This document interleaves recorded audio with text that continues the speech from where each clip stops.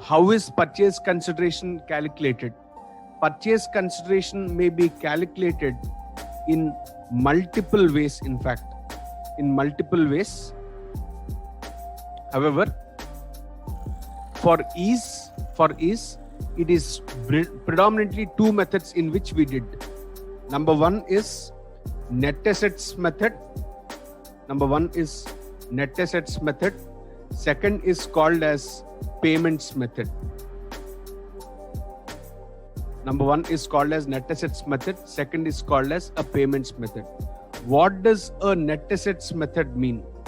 Net assets method indicates to each of the item in the balance sheet of selling company, a value is fixed for each of these items in the selling company's books. That is, to each of the asset a value is given, liabilities to whatever we have agreed upon a value is given. Net of these two is the net asset value of the company, that is selling company. That value is something which I being the purchasing company, I pay to the selling company's shareholders. This is one method which we call as net assets method. That means you take fair values of assets taken, okay, fair values of assets taken less agreed value of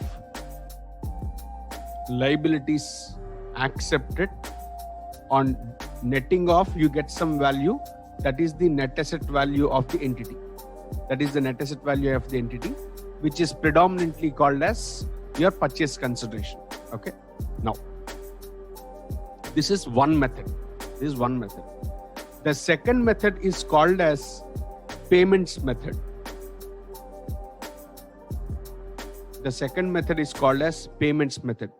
How does calculation happen in payments method? Instead of going by values for each of these assets, I would give a direct lump sum number. With respect to number of shares of purchasing company which will be issued to selling company, and a value at which it would be given also would be specified. In such case, I call it as a payments method. That means in payments method, you directly inform what consideration is going to be given.